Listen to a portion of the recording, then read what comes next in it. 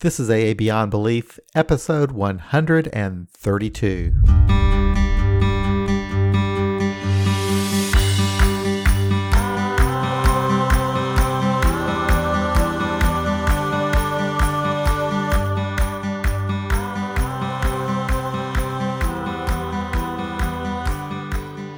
The fourth biennial International Conference of Secular AA will be held from October 30th through November 1st, 2020 at the Hyatt Regency Hotel in Bethesda, Maryland.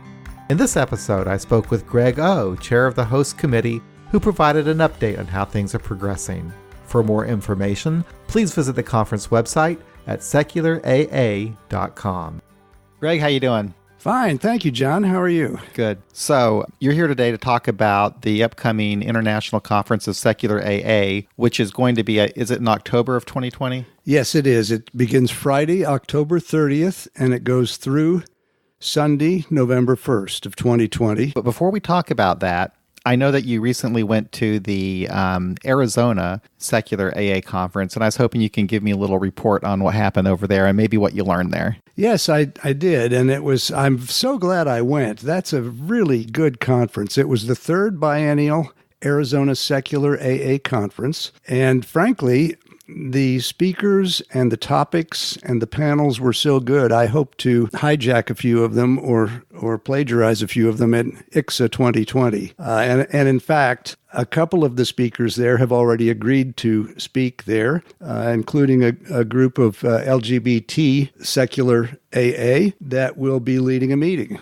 And that's one thing that will be happening nonstop, at least during the days, not necessarily all night, but we'll be having one track that's all AA meetings hosted by different groups from all over the world, and including an online meeting that literally will have participants from all over the world. But there was a panel on tolerance within secular AA. There was a panel on dogma and ritual in secular AA. And I don't mean to slight any of the other speakers, but those two I thought were particularly good. And I've got a program that's all marked up with notes and things I learned.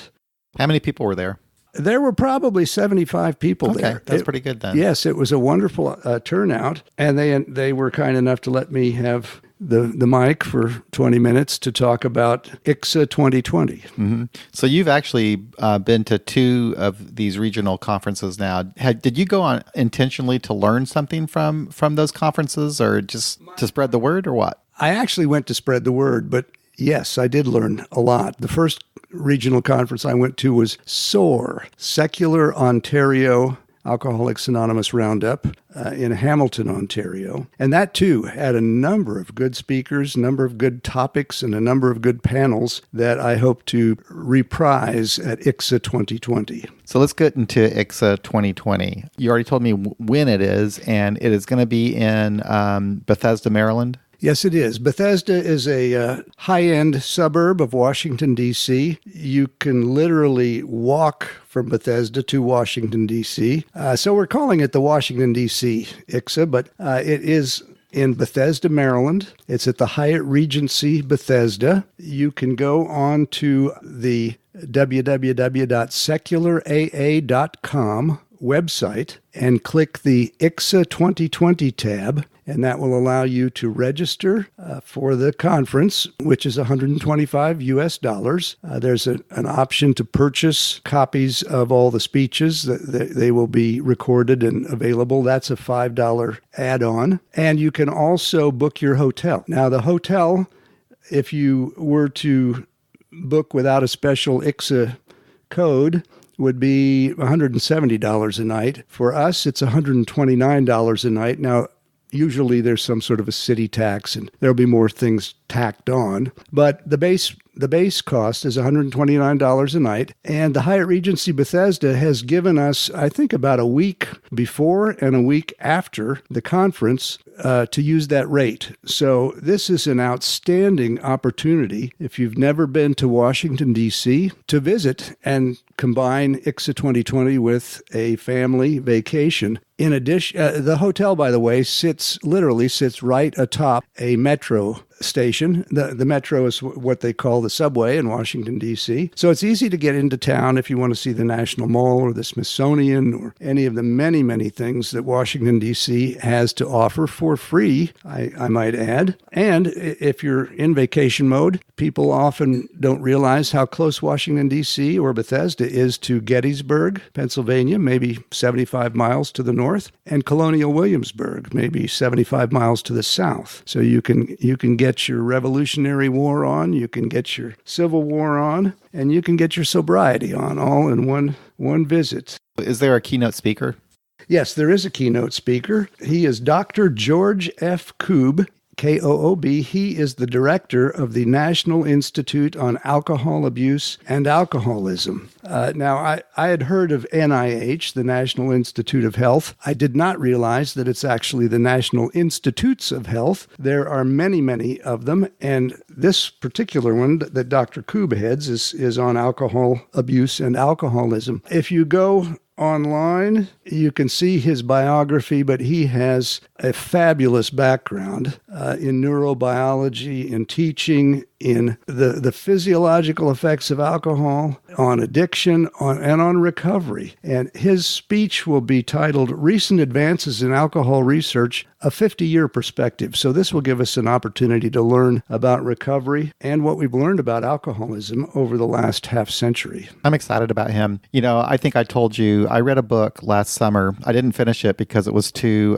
scientific-y for me to finish, but it was all about research into alcoholism. And the person who wrote it worked closely with Dr. Koob, and he wrote quite a bit about what it was like working for him and how high esteem that Dr. Koob is held among researchers in the field of alcoholism. So just from reading that, I got a pretty good idea that this guy that you're going to have speaking, he knows what he's talking about, and he's pretty well respected in the field.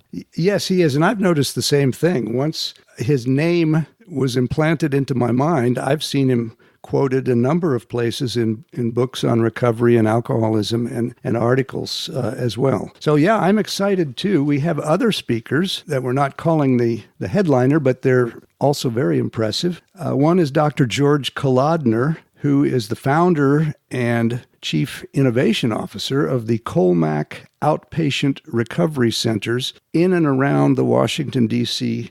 area, not just in Washington, D.C., but also in Silver Spring. They just opened a new center in Annapolis. But I have a personal relationship with Kolmac. That's where I did my rehab. Dr. Kolodner's program is, according to their website, the first intensive outpatient treatment program in the world.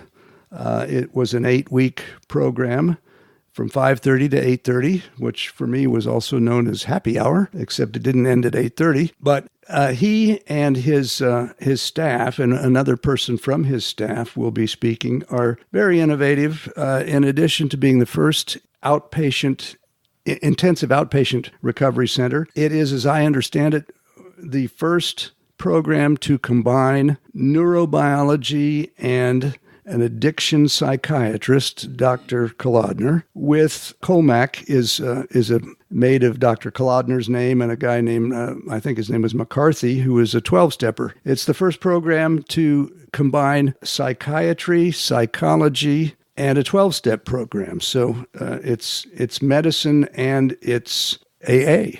And it worked for me. Other speakers include Dr. Jon Stewart, who is from England. He's perhaps better known as the lead guitar player in the band Sleeper, which has had a couple of tracks in the movie Trainspotting, and he's performed with K.D. Lang. And they're kind of making a revival. I follow him on Facebook, and the band has kind of gotten back together again, I think, because he's been playing different venues.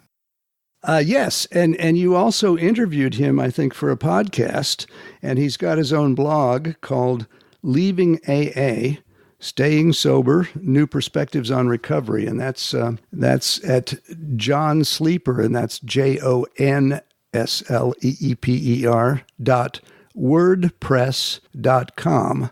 He was one of the first people that we interviewed that came on our podcast. He must have been like on episode 4 or 5. It was really early on. And to this day, that is like the most listened to podcast that we have recorded. And we also have him on YouTube. And has gotten more of what they call them views on YouTube than any other recording that we have. He's really interesting because he's left AA, but he's not anti-AA. He refers to himself as being pro-choice. So he what he would like to see changed with AA is he would like to see AA make it known. He would like to see AA come into the broader recovery community. So in other words, help out some of these other programs. Why not list SMART on your AA website and that kind of thing? So he just thinks that there should be more, cooperation within the recovery community and that we not be in our silos. And for any of your listeners who have not heard your interview with Jon Stewart, I really recommend it. That was one of the best you've done, Jon. And he is such a nice person. He did that for me. I didn't really realize what a favor he was doing me, because he's pretty well known. And it was like, he keeps telling me that people thought that he was the American comedian Jon Stewart, and that's why it's so popular. I don't know. But also, it was kind of funny is any article that we post or any podcast that we post about someone who's actually leaving AA seems to be some of the more popular podcasts that we have. Well, but I like him. I'm looking forward to meeting him. Yes. Yeah. And he's coming all the way from England. I don't know if his band is on tour or how that's going to work, but he's committed. Yes, he's a very interesting man, and his campaign for greater recognition of the wide range of non-spiritual recovery options, I think, is fascinating, and I'm looking forward to his speech as much as anyone else's. You can Google him. He's got all kinds of talks on YouTube that he goes over to different places in England, and he talks about Alcoholics Anonymous, some of the history of AA, and the religiosity of AA, and also what he believes about being pro-choice and recovery. He's just he's going to be really a good speaker. I'm looking forward to that. So it's nice that you have the science and then you have him. So that's cool. Yes, and there is one more scientist that is invited, and she's checking on her schedule, but I think we're going to get her, and that is the spokesperson for the National Organization on Fetal Alcohol Spectrum Disorders. She has just returned from, the end of June. She was delivering a paper on fetal alcohol spectrum disorders at the World Health Organization Forum on Alcohol, Drugs, and Addictive Behaviors in Geneva, Switzerland, at WHO headquarters. She's a very interesting speaker. And as I'm fond of saying, spoiler alert, the amount of alcohol you can drink safely during pregnancy is 0 if you're serious about avoiding fetal alcohol spectrum disorders, what we used to call fetal alcohol syndrome. So how did you get her? Well, Washington, D.C. has a wonderful stable full of associations for lobbying and getting their messages out, and she's with one of them. Yeah, that's what I thought. Because in D.C., you've got all the experts on everything there, don't you? Yeah. Yes. Whether they're experts or not, you've got them. Mm-hmm. But yes, that's cool. Yeah, science, advocacy. It's a wonderful resource. And while we're mentioning DC, this time of year, it's going to be the Halloween weekend of 2020. But the cherry blossom season is of course well known in Washington, D.C., and it is beautiful, but it's full of tourists. It's often rainy. It can be chilly. No one ever realizes how lovely Washington, D.C. and the surrounding area is during the end of October and beginning of November. So I'm hoping that we'll have just wonderful weather for people. And a number of people have told me they're coming. Somebody said, "You had me at Smithsonian," and he plans to take his family from from Canada. I'm looking forward to it. I've never been to D.C. other than a drive-through.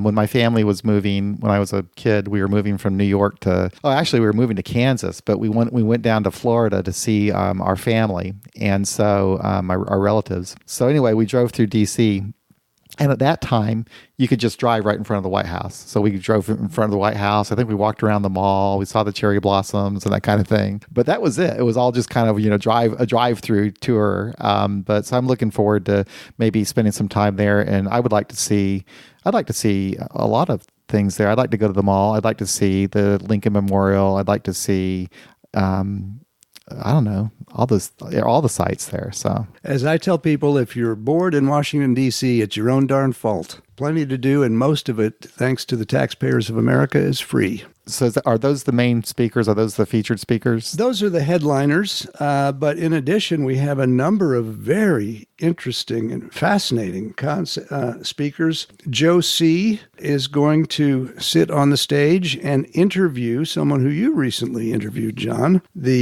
I don't know, do we call him the author of the editor of the notes that eventually became the big book? I haven't interviewed him, but that's the book over there. See it? Yeah, that huge book. That looks like I'm gonna be reading it. I'm gonna start it maybe today even. And I told Roger that I was going to write a book review on it, but I'm not going to promise him that. There was another book I just read. It's the one sitting next to it. See how little it is? Mm-hmm. It's like 200 pages. I was going to write a book review on that one, and I just found it impossible. So I don't know if I'm going to be able to get the... Well, you'll get to hear an interview. Yeah, and Joe's the best interviewer. In fact, I listened to the podcast he did with the author. I think it's Schaefer. Schaefer. I keep wanting to say Schomburg because that's where my company is located, but I can go get the book and tell you who it is. It is William Schomburg. Schauberg. Yeah, Schauberg. And the title? It's called Writing the Big Book. And again, I won't give away the surprise ending, but I understand that this person had access to all of Jim Burwell's notes and the notes of many other people. Jim Burwell, perhaps you've seen the bumper stickers, friend of Jimmy B. He was the agnostic or atheist, one of the 5 or 6 originals who wrote the big book. There's some new information in that book, from what I understand, there are people mentioned in the book that have never ever popped up before in AA history. So it's kind of interesting. I'm looking forward to reading it. We also have an award-winning poet who will talk about art and sobriety. And I think this may be a panel with a musician, a poet, and perhaps a graphic artist on using art. Is that the poet that you knew, and I think you gave me his book? Yes. He has a couple of books, but we used one poem, which is the title of one of his books, Drinking Weather. Okay. I that's the book I think that you gave me, and I would love to meet him. I look forward to meeting him because I've always wanted to have him on a podcast or do something with him on AA Beyond Belief. He's a fascinating individual, and see me after the meeting here, and I'll give you his contact information. In addition, we have someone who is a certified instructor of Tai Chi, and I don't know how to pronounce this, Qigong, but these are health and wellness sort of exercises that can be used in recovery, and we're going to do it. We're going to do it after lunch. I'm not going to do it. Well, for those who want to. And it seemed to me like it would be a good thing to do after lunch on Saturday. And then as I mentioned, there will be continuous AA meetings, and there will be speakers on topics we've had before at the 3 previous international conferences of secular AA. But starting a secular meeting, how to do oral histories.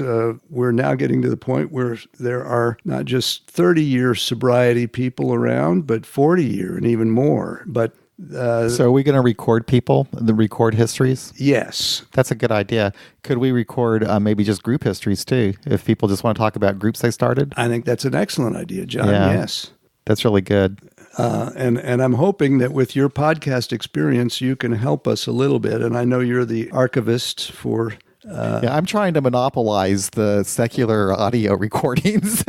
So I've got, we've got our YouTube channel, which is huge now. And I think it's huge. It's like, 1,700 people, I think, were viewing it. But anyway, we got all the just incredible amount of audio now that we've collected over the years that we have on our YouTube channel and on the AA Beyond Belief site. So yeah, I'll definitely anything that's being recorded, I'll snatch it up and I'll participate and help as much as I can. Oh, thank you. And you've done a fantastic job. I know your podcast has 15,000 listeners from time to time. About 10,000 a month. 10,000 a month. Excellent, John. So those are sort of the highlights of the conference. So what do you need right now? Do you need help? Do you need volunteers? Do you still need people to fill in to do panels and workshops? If you go on to secularaa.com and register for the conference, there's one of the things in the sign-up sheet, the registration sheet, is an opportunity to offer yourself as a volunteer, and people have been extremely generous with their time and ideas. But we can use more volunteers. I've never really overseen a bunch of volunteers,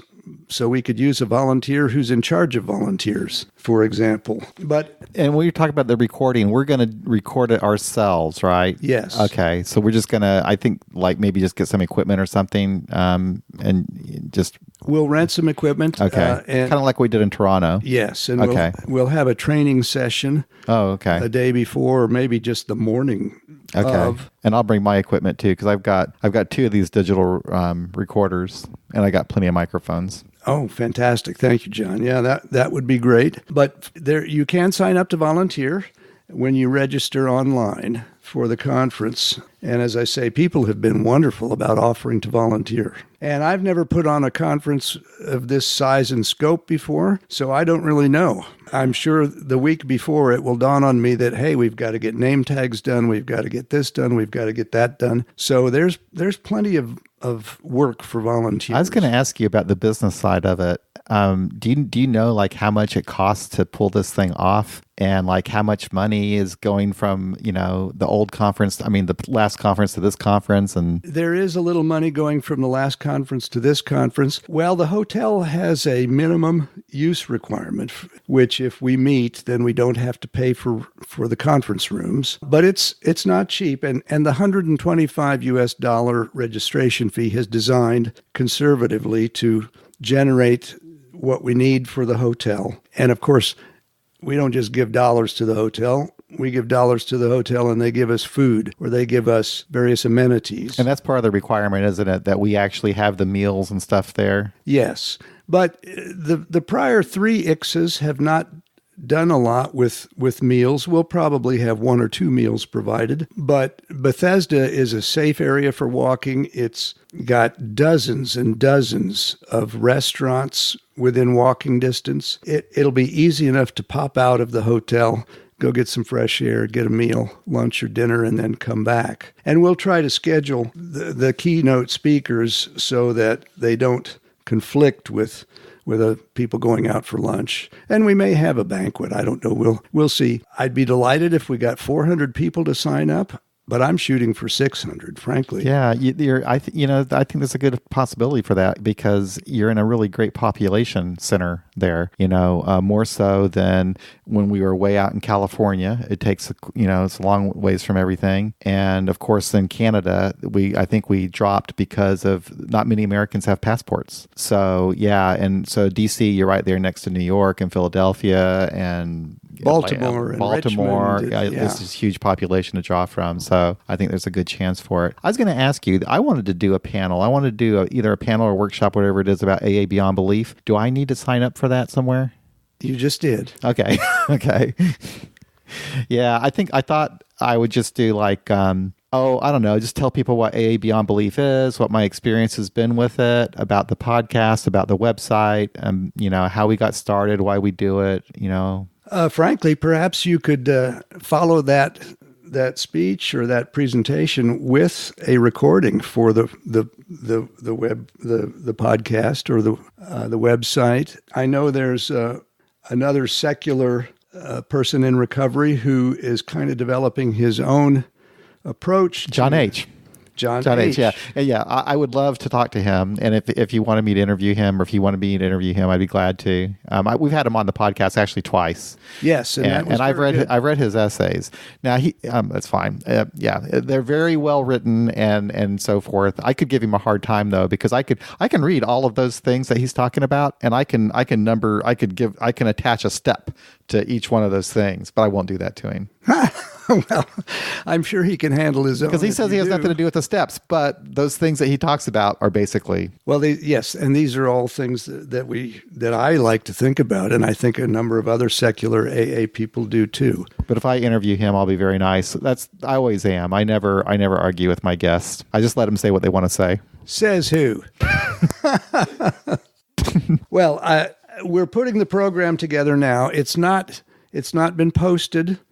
Some of the biographies maybe have been posted, and Jon H., who actually lives in Bethesda, has put together a paper on things to do within walking distance or metro distance or driving distance from Bethesda, and that's sort of my next, between now and the end of the month, is to get that program filled out and posted on our website, so that we're less than a year away. And I know, it's hard to believe. Yeah, although sign-ups, registrations continue to come in. So if you're listening, don't wait. Go ahead, secularaa.com. You can register for the conference, and you can book the hotel. Well, if you can go, I would recommend it. I've gone to, I guess, all of these international conferences since the first one in Santa Monica. Did you go to that one, Greg? I can't remember. No, I didn't. I wish I had. But yeah. I missed that. I've been to the 3 cities. That's right. John was there, and some other people from DC. That was a fun conference. It was in a small, Unitarian Universalist church in Santa Monica, just beautiful. A lot of it was outside, and that was really the first time that I ever met that number of people that were agnostics or atheists, in Alcoholics Anonymous. And so a lot of the people I met there have been friends ever since. And then I went to the conference, the Austin conference, which also was really very good, and the Toronto conference. The hotel that in Bethesda, when you walk outside, so it's the complaint that a lot of people had about the Austin hotel is that it was like way out in the middle of nowhere. But this hotel isn't quite like that. You can walk around and see things and do things. Oh yes, absolutely. This is right in the center of Bethesda. You can walk out, as I say, there's dozens of restaurants within an easy walk. That's nice, because you need a little bit of a break when you're inside a hotel all the time. It's nice to be able to walk outside and see the sunshine and feel the air on your neck or whatever. Yes. And then in Austin, it was like you had to drive to get anywhere, and it was like it seems like there was some crazy highway that was around the building or something.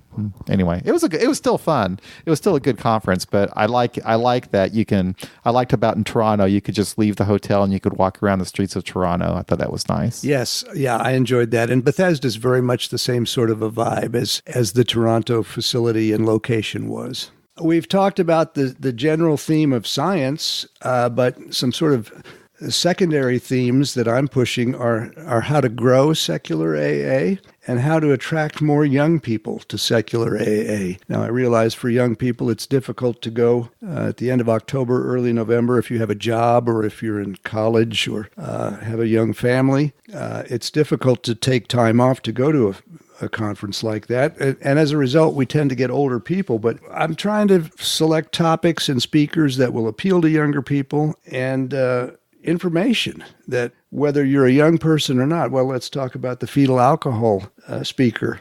A number of the attendees may be older, but they may be grandparents or parents or, I think the information we're going to get out of this conference is going to be valuable not only for the attendees, but for their families as well. Well, there's a nice trend that's starting right now. I think one of the reasons that there haven't been a lot of younger people in Alcoholics Anonymous in general has been that most people, unfortunately, don't get help for their drinking until they're older. That's, I mean, it started to change a little bit over the years, but still, I mean, most people are probably in their 30s or 40s, or maybe even later before they stop to get help.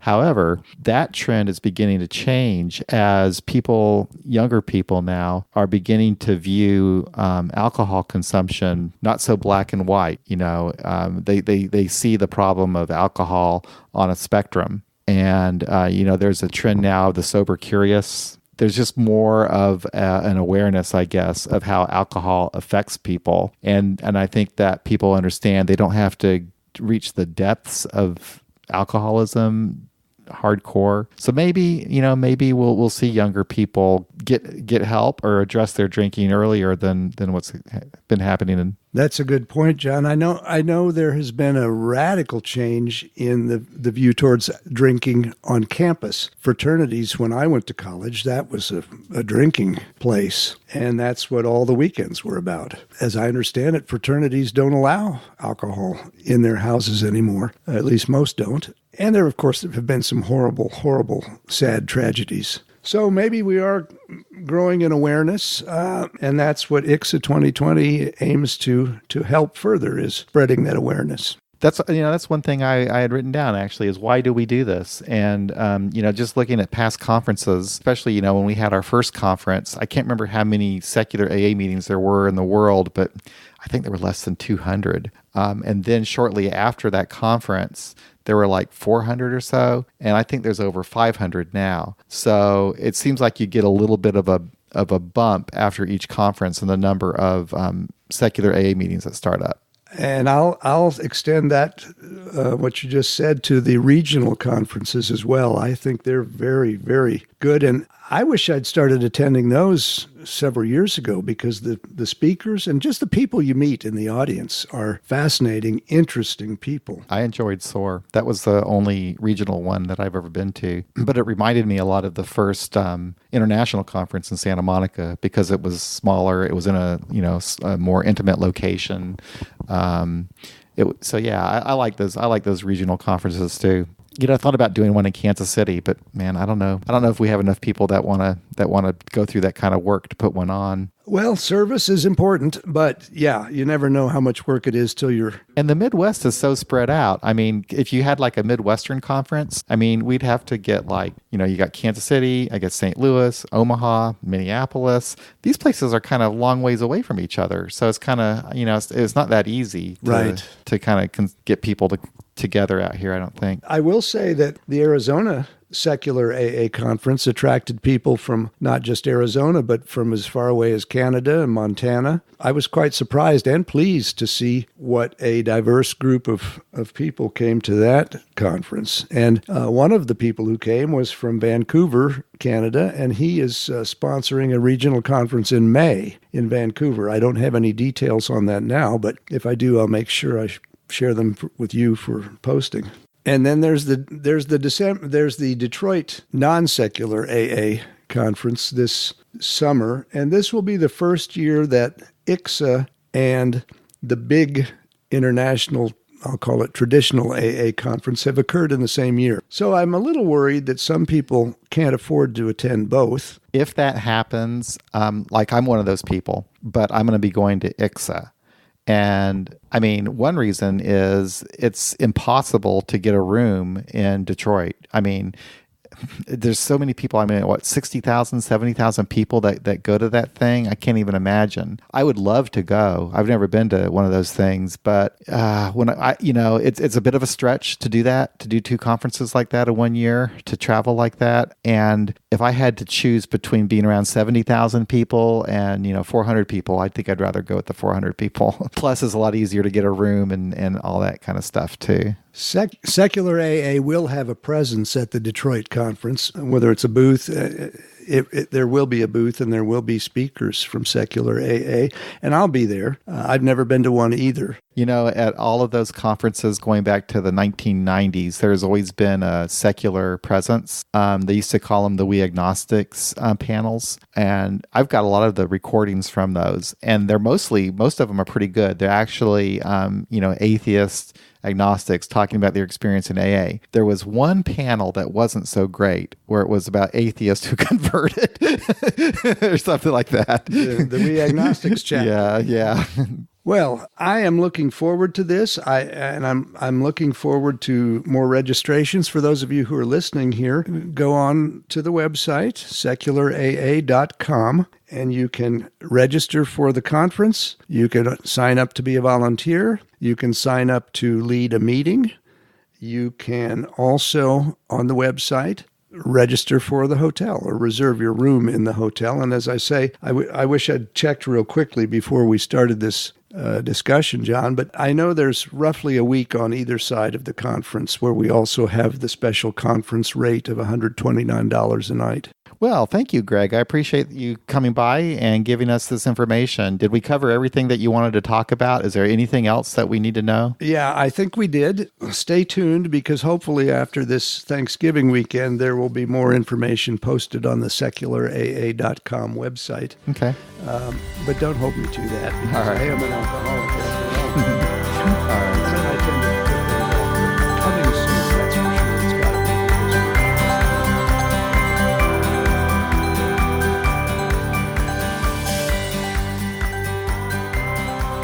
And that's another episode of AA Beyond Belief. Thank you so much for listening. Hey, if you would like to help out our site and podcast, there's a couple of things you can do. First of all, go over to iTunes and leave us a review, hopefully a favorable one. You can also help out financially with either a recurring or one-time contribution. You can do this by setting up small recurring donations at our Patreon page, which you can find at patreon.com/AABeyondBelief, or through PayPal at paypal.me/AABeyondBelief. And you can always visit our site, aabeyondbelief.org, and click on the donate button. Thanks again for listening. We'll be back again real soon with another episode of AA Beyond Belief, the podcast.